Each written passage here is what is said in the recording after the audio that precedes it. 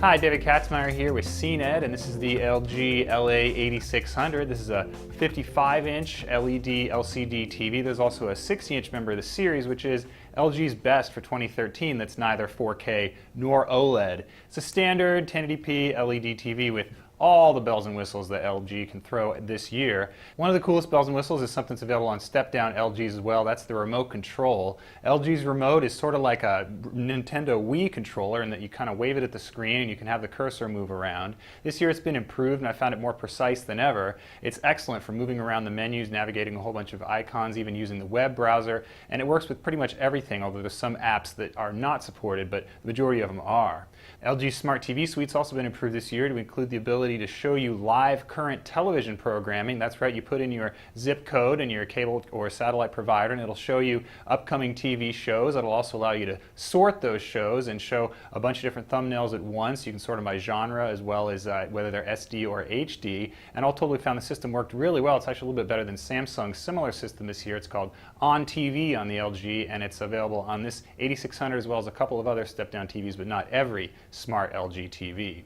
The TV also builds in cable box control, so when you select one of those programs, it'll change the channel on your cable box. You can also call up a virtual remote. Again, it's pretty easy to use that virtual remote when you use the motion control system, because you can reach those buttons on the virtual remote pretty easily compared to a system where you have to drive around like Samsung's and try to activate those buttons using a standard cursor arrangement.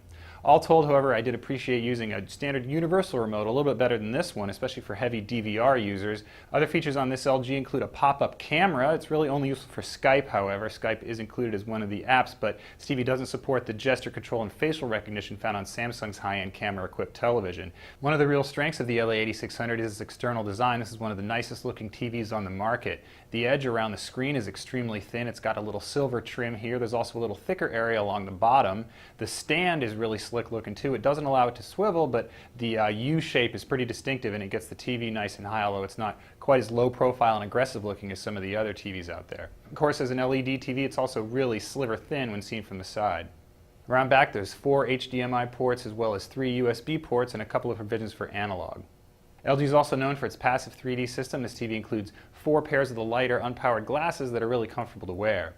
The main downside on the 8600 is its picture quality in 2D. It just doesn't measure up to the high price. The TV's black levels are a little bit lighter and less realistic than some of the other high-end TVs on the market. There's also a couple of hotspots on the screen, so picture uniformity isn't quite up to snuff. On the other hand, the color accuracy is excellent and video processing is very good, but despite those strengths, the picture quality 8600 isn't quite at the level you'd expect for its high price.